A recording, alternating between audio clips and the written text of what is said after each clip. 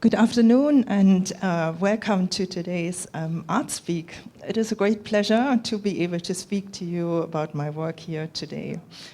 I would like to start this presentation with a short video.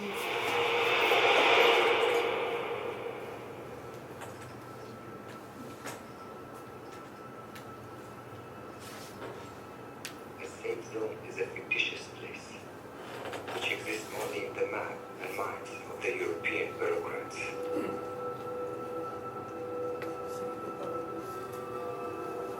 All asylum requests from people who are coming from the safe zone will be declined.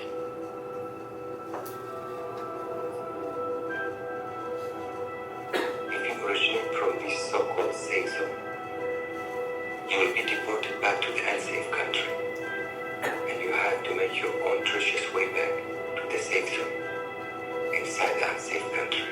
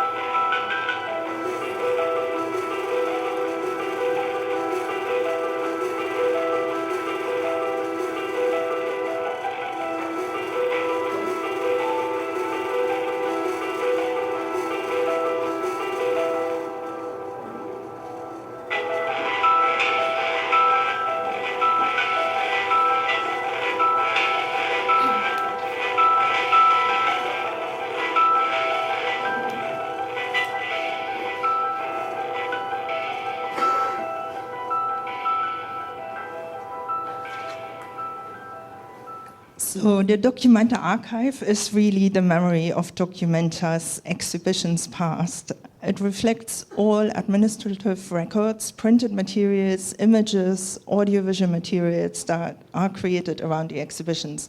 So the archive, and I must say this or point this out, does not collect any artworks. It collects anything that has to do with the organization of each Documenta exhibition. The first installment of an exhibition was in 1955, and Arnold Bode was very instrumental in the realizing and organizing of this exhibition alongside a team of members of the city of Kassel, the state of Hesse, and the art historians and other members of museums within Kassel. He himself was a professor of painting at the university or at the art school of Kassel. He not only painted, but he also designed furniture. And he had the idea of organizing an exhibition alongside the Federal Horticulture Show that was created in Kassel in 1955. So here we see him creating his own work. Unfortunately, his own work was actually destroyed during the war, and I think only a few pieces of his paintings remain, and everything else has just vanished.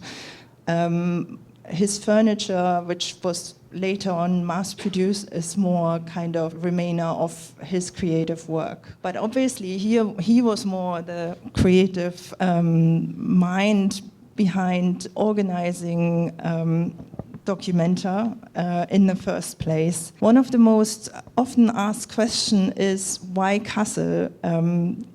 I don't know if anybody has been to Kassel. If not, it doesn't matter.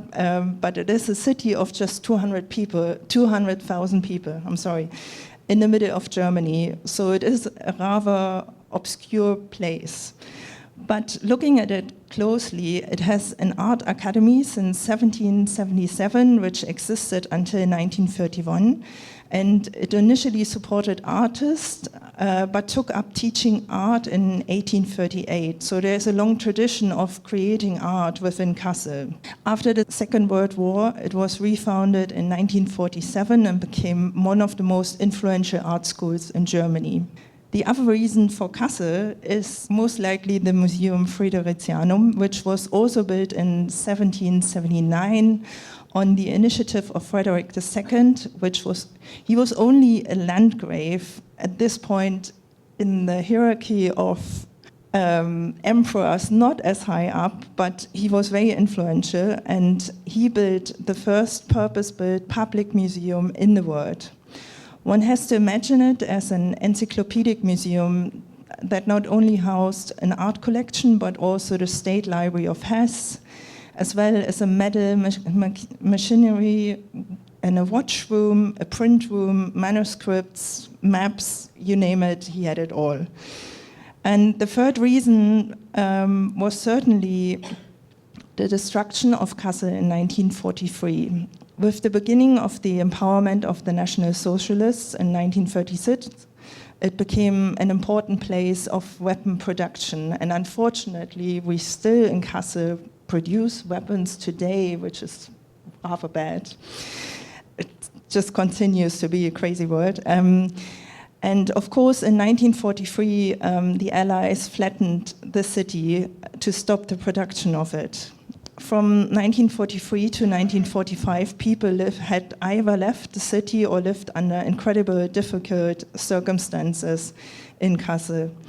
After the ending of the war and the allocation of the areas between the Allied forces, Kassel found itself suddenly at the edge of the eastern border. So it was no longer the middle of Germany, because Germany obviously got divided, and Kassel suddenly has been at the border of East Germany. That significantly slowed down the rebuilding of the city, and only when it got awarded the federal horticulture, building efforts increased, and you somehow, in history books, you can read that the newfound energy would liven up the town. And in this newfound energy, Arnold Bode managed to convince the administrative bodies of the city, of the state of Hesse and the federal country to stage an exhibition alongside this horticulture society. So they started in 1954, which only left them about a year to organize this exhibition. The name Documenta appeared in the midst of many names reflecting on the intention of the exhibition. It originally should have been called Art of the 20th Century, and it went through many, many stages until they found the name Documenta.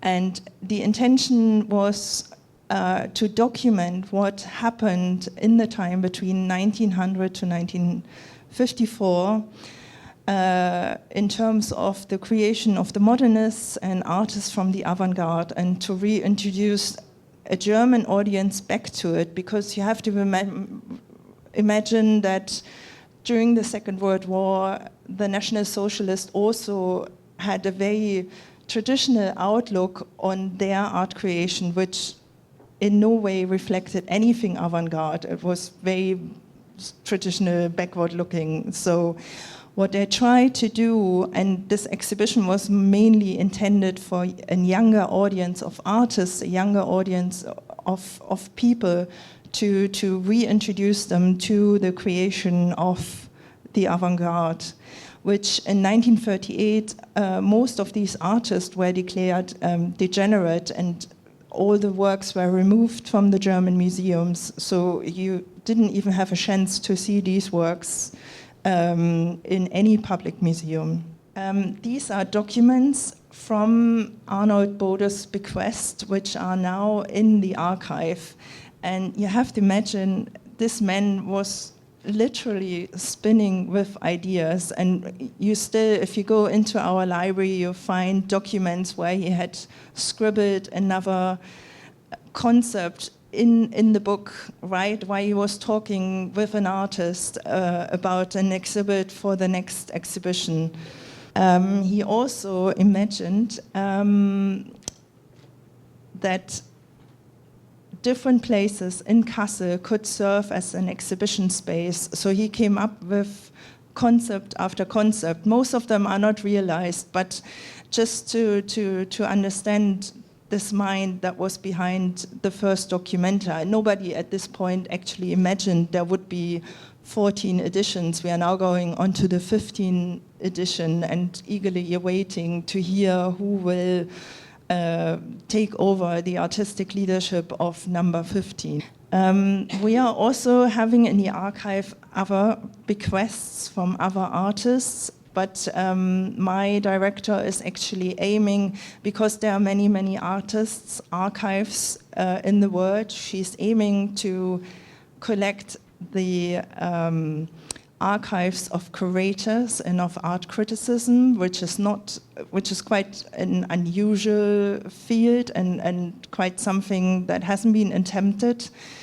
And a few years back, they tried to obtain the archives of Harald Siemann, who was obviously the curator of Documenta 5, but it went to the Getty Institute in the US. And I think they are better equipped than we are, because the sheer size of their collection, we cannot keep up with it, even though our collection is pretty amazing as well.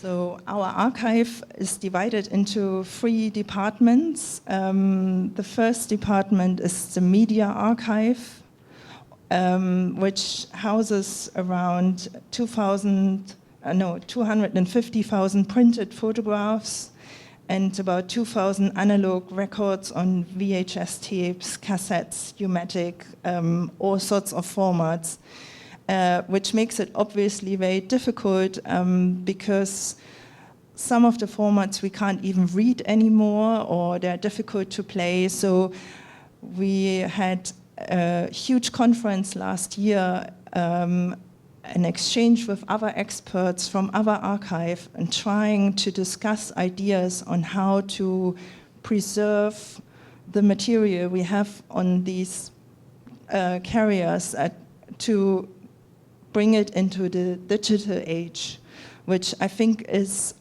a challenge for each archive, because you're dealing not only with analog material, but you're also dealing with digital material. And the digital material, of course, in the last 2 Documentas increased in the size of terabytes, and we are now having 25 terabytes of digital material. And just for a human brain, it's almost impossible to view it all. This is just one of the cupboards we have. Of course, we have a huge slide collection. This is just the way it was documented in the past, and now everything has gone from analog to digital. The next department is our records office. We are, as I said before, collecting records and papers, which are stored in around 27,000 maps in 10,070 boxes, which covers Documenta 1 to 12. And Documenta 13 and 14 are about 80 running shelves meters. Having said this, Documenta 14 is almost now entirely digital, so you have to also rethink how to archive digital material, which you physically haven't printed out anymore. So, and how to provide an access to researchers that come into our institution and want to see it. In addition to that, we are having 500,000 press cuttings, which is also an amazing amount of material, by 45,000 artists. These are not all Documenta artists. We have, or in the past, everything has been collected by any artist we came across. it went into the archive. And of course, with the increasing publication of material, we have now slimmed the whole thing down because we are not able to collect it all. So we are focusing our collection efforts on the 2,500 Documenta artists that have participated from Documenta 1 to Documenta 14. But of course, we are not throwing out our other press cuttings, so there will be added to, but not as actively as it has been done in the past. And then we have the library, and I'm actually the library manager with a collection of 100,000 volumes, which is also the biggest library I've managed so far. Originally on the art of the 20th and 21st century. And again, we were confronted with so many publications that actually we again had to focus our collection effort to on Documenta artists, on biennials that happen around the world, on curatorial practice, and on arts education. We do have a lot more because each team that organizes a Documenta exhibition creates its own library that after the exhibition finishes will then come into our library and needs to be included in the systematic. So when the 5 years are over and the team is gone, you get boxes and boxes and boxes of material, and you need to work your way through it, and not everything really fits into the collection profile. So we try to integrate as many as possible, but we also have outside storage. So what you see here is only a fraction of the material we actually have. Last year, in January, we created a new reading room that was fairly new because the only public access point we had for the archive was via the library, and the library was open from 10 to 2 o'clock every day, which was nowhere sufficient. So with the creation of our new reading room, we are now able to open from 9 till 4, and we have one day we are open until 7 o'clock in the evening. And since then, the traffic of visitors has increased by at least 100%. It's well been taken up, and they really like spending time in this reading room. The reading room has also allowed us to create little exhibitions of our material and show it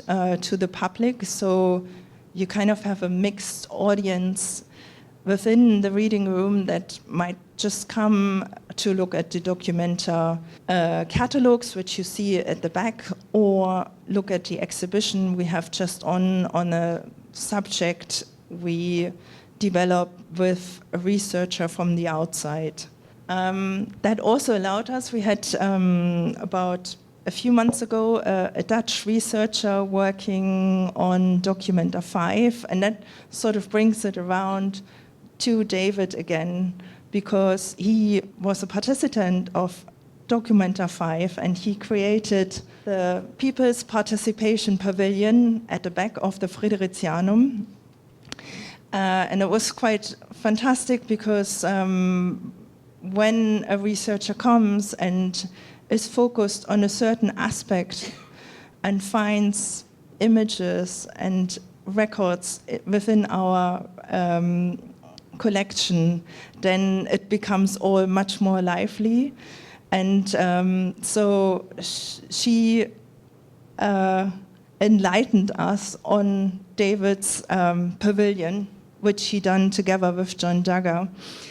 And what we found out she gave a talk, and what we found out during the talk, because the original, or the people who produced the wooden structure for the pavilion were in the audience, and in the conversation, or within the conversation, it came out they still had the original plans, which we didn't have in the archive. So it somehow goes in circles and enriches our collections as well by creating these talks and inviting people from the outside. They then come back and say, oh, I have material for the archive as well. So, which is fantastic for our collection because it becomes much, much more complete. On an art historical point of view, 1972 was more or less the introduction of participatory art within a bigger stage. So basically you would invite an audience to participate in the creation of art.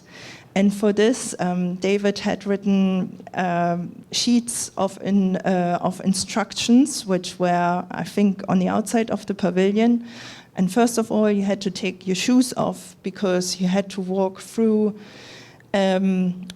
bowls of water that should kept the bourgeois audience away, and only the brave ones were allowed into the pavilion. This is, as you can see, not everything in the beginning was documented in color, so only what's quite interesting in our collection is also the technical development of photography, the technical development of doing audio productions and video recordings. So it's quite interesting when you work in this area to see how technology has changed, how much more detail you can now capture with digital technology, and so it's really fantastic. I just have to go back to the history of the archive itself. It was founded in 1961 on the initiative by Arnold Bode. He had it when he created the first Documenta. He also strongly recommended to have all the records kept. And in 1961, it was basically established, and the first slide we saw was the appointment of the first librarian of the archive. It was then part of the University of Kassel, but was given away to the city of Kassel. And only in 2016 it became part of the administrative side of Documenta. So the archive, interestingly enough, was never part of Documenta. It existed independently, and it was owned by the city of Kassel, which made sort of the development and the kind of financial support for the archive very, very difficult. Since 2016, since we are now under the roof with Documenta, we have a little bit more space and freedom to develop the archive and bring it into the future. And the idea is to establish an independent research institute in the future to have a permanent presence of Documenta within Kassel, so that in between the 5 years of each Documenta exhibition, if somebody comes to Kassel, they are actually able to see and visit and to find out about the history of Documenta, which so far, although we do it in a very small frame, it's not, it just doesn't do any justice to the entire project. Our main audience, as I said before, are students, PhD researchers, scientists from all over the world. They often face the slightly difficult task of being confronted with a lot of material printed in German, because only from Documenta 9 onwards, then somebody had a great idea to publish the exhibition catalogue bilingual in German and English. Before, it was pretty much just a German undertaking, even though with international participations, which is quite astonishing. But that is probably the most,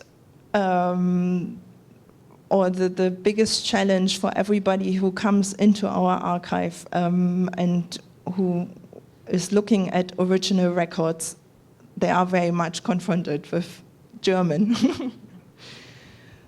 So, and that's the end of my talk. I don't want to bore you with lots of administrative stuff, but if you have questions, please do ask. Adam. I'll start. Yep.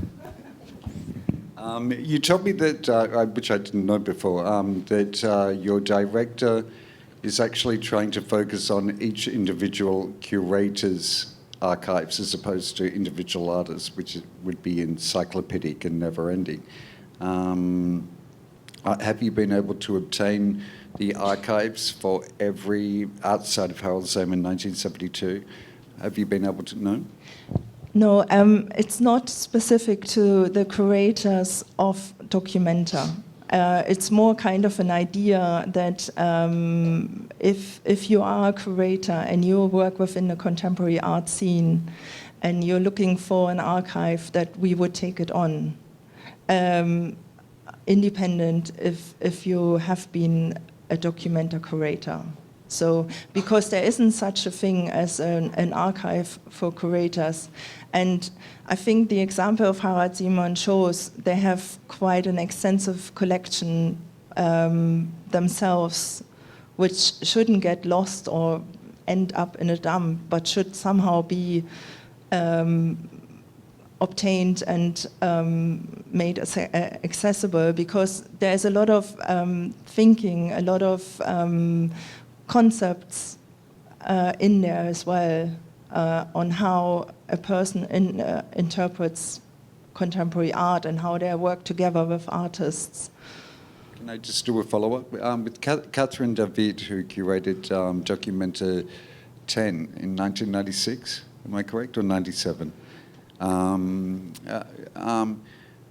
Is the concentration on the archive, is it an overview, or is it really looking somehow, trying to collect the vision of the curator through their prism of the time? Because Documenta was initially started as a survey of the avant-garde of the past 5 years. Of course, yep. That's been distorted by many curators ever since, but and quite beautifully too.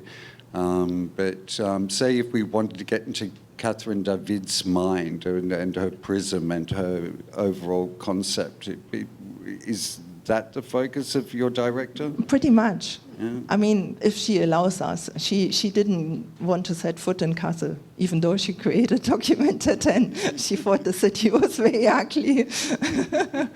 But no, if she would say, I want to have my archives at Documenta Archive, then yes, we would very much like to take it on and to make it available to the public. I mean, for us, the main purpose is not only to store these information, but to make them accessible for people to go there, to be able to research it, to be able to publish about it, to write about it, and not just having it stuck away somewhere safely. That's not the main focus. Another follow-up? Just one more. With Okoye, they said, because his emphasis was on the African diaspora, Nigeria, Zimbabwe, all the African, the whole diaspora of the African continent. And they actually wrote up that it was impossible to see every work durationally, just because of the time that it would take, and one lifetime would not be enough. Do you think the archive helps to kind of condense and make sense of things that are just impossible to see? That's not the task of an archive to interpret. This is for the visitor to come in, they interpret the resources. We just put them in order, give them some kind of systematic, but the interpretation will happen through PhD students, through researchers. As a professional librarian or as a professional archivist, I would unless I write about art, yes, then you are in a different capability, but you're not supposed to give any limits or any guidelines or whatever. The only thing you can do is provide a way in for your visitors into the material, but you will never dare to interpret anything. So you're not recurating a curator's vision? No.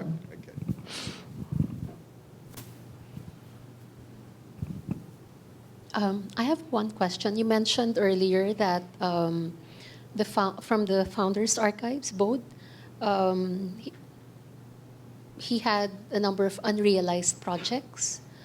Has there been a time when an artist referred to it and attempted to, work on something that they actually had a great exhibition about him in 2017 in Beijing and in Shanghai.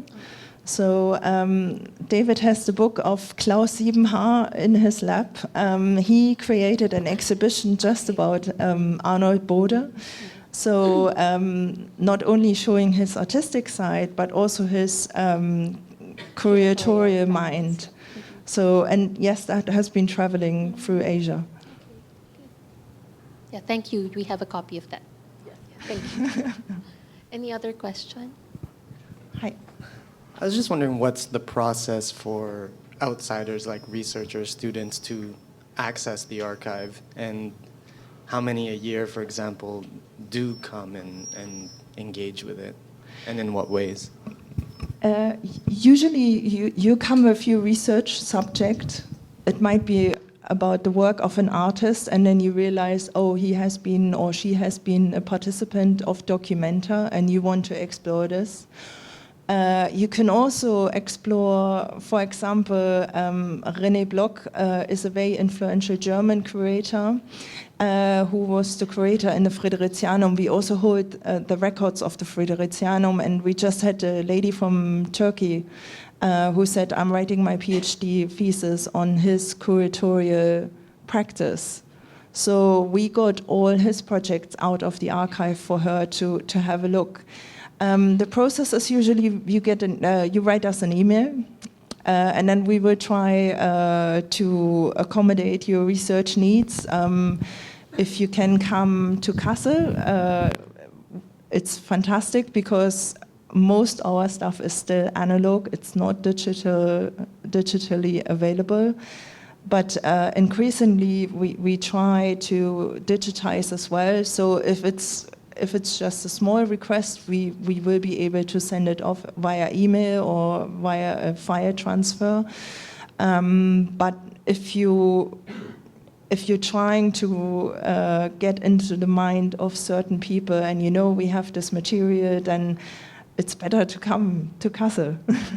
Hi, I'm Ringo. First, I'd like to thank you for mentioning that archivists should not provide any guidelines or sort of direct any interpretations of the material. I really appreciate that.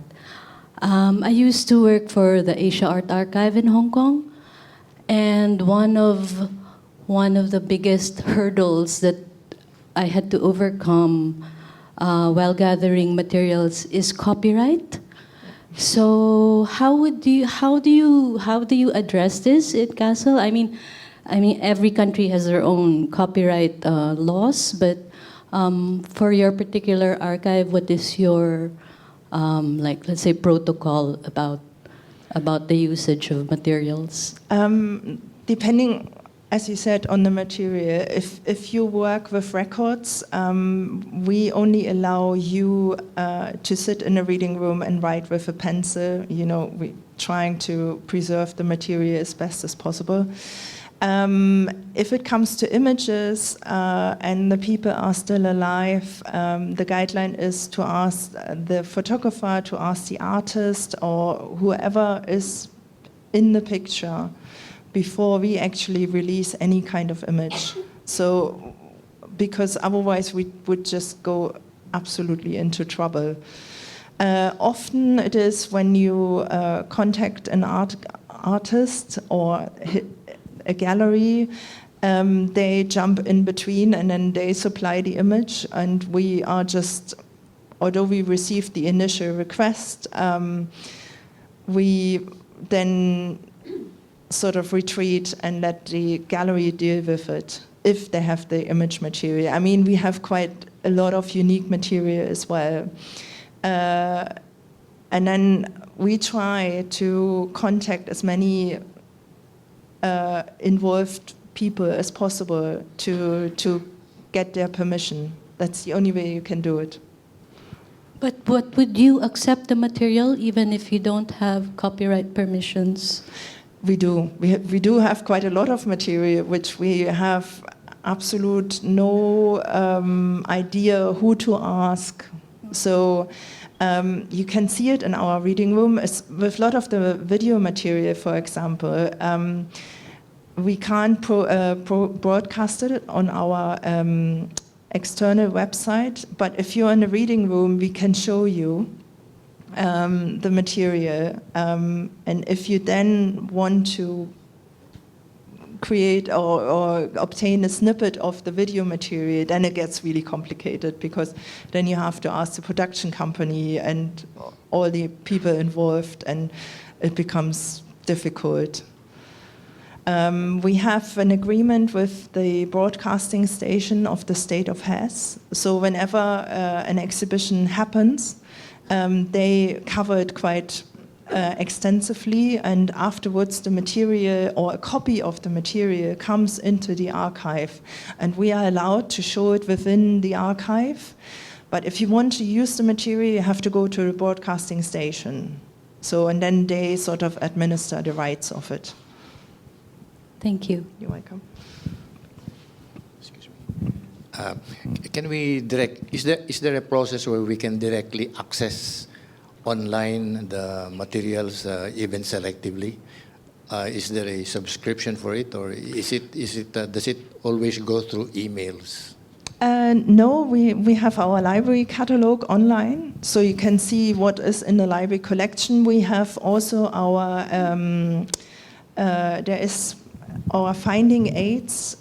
This sort of each box which you have seen on the slides is listed in a document.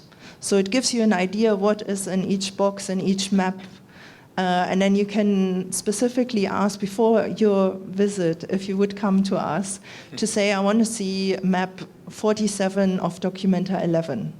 So you have quite a good idea of what you're looking for. And at the moment we are working on an image database, but as you pointed out, copyright is very difficult. So we cannot release all the material just for free. Even though it is knowledge, it is still very much prohibited by copyright to be able to show it to the public.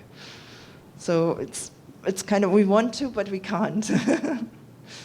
But I think this is a general problem with archives, that although there is a huge amount of amazing information in there, it's either not digitized or it cannot be broadcasted without being stolen by other people, and you don't want this to happen. So, yeah. So it will be mostly it will be just on the level of titles. Is it? For example, we're interested in a title or an article. Yes. We want to dig deeper into it and read it outright. Yeah, or you will have a little thumbnail image. So you kind of have the imagination and you have the metadata, so you know what's on there. First few pages. Yeah, and then you say, I want this, and you might get a preview, and the preview is sort of then in a secure space again, which isn't publicly communicated, so then you might see a larger image, for example, or a scan of a file. But you cannot just put everything 100% on the internet. It's just not possible. Can I just ask anyway? The mic is mine. Is there a guideline or a tip somewhere where we can probably adopt some archiving methodologies? It's a whole part of an education. I studied that. I mean, there are many books. If you look for archival methods, you will be overwhelmed by the literature, and it keeps on developing simply because of the shift from analog to digital. So you have to adapt your working methods as well. But there is a lot of literature out there, which you can just dip in, or even if you search on the internet, you will find a lot of material. Does that translation you're helping the student with, will that eventually end up in the archive, so there is a bilingual version of both? I have offered it. You've offered it, but it hasn't been accepted? Okay. So, David Mandela Archives, we founded in 2016 based on the very excessive amounts of materials, artworks, documents, works of other artists, clippings, digital files that David had given to Adam Nankervis, and also things that we have gathered from David's home in Berkshire in England. And we're gathering it all in our archive space in Berlin. Currently, after a little break in 2017, we continued late 2018 gathering material, and we've now started really putting this stuff together digitally, so it's available online with a backdoor access. Materials like photographic prints, analog prints going back to the 1950s, some of it actually from Manila. We have multitudes of drawings, also dating back to mid-50s till to this day. Paintings. We're working out a system also to including at least documenting the histories of David's various. We were talking about it earlier. The different installation versions of the Cloud Canyons, the different kinetic machines, his various performances, solo and in collaboration, like we saw here in Anja Ziegler's presentation, the People's Pavilion. Like David has done a lot of participatory works, but also a lot of collaborative works, like with Adam Nankervis, the ongoing Mondrian Fan Club or the London Biennale. So there's a lot of aspects to it, and a lot of hurdles that we've had to kind of grasp first to find a system to systemize it, and we've been in contact also directly with Anja Ziegler on how to approach things like archivability, because some of these fortunately saved artworks, especially also photographic prints, are not in the best shape.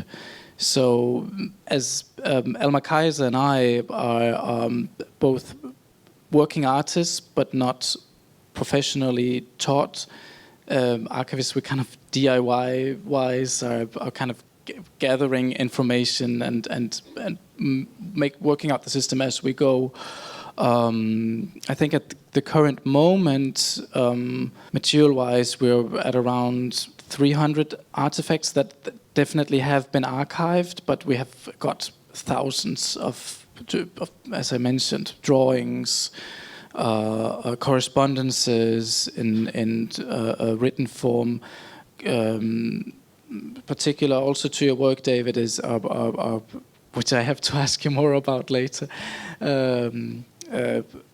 Xerox copies, of which we have endless, where we don't have the original, but we have different versions of the work.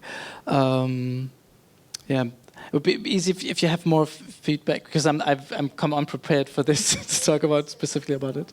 Materials that you're managing, you're trying to manage. Yeah.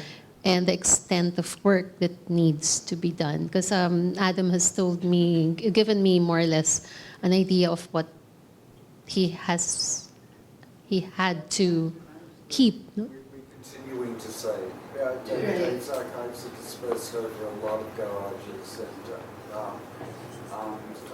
since he's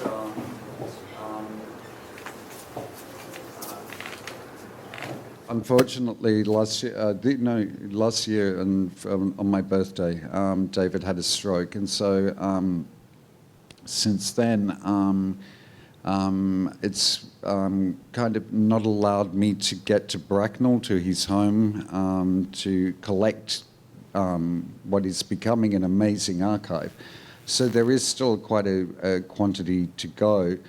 And because most of my time is spent with David actually here now, and then going back. And so we're kind of a self-supporting,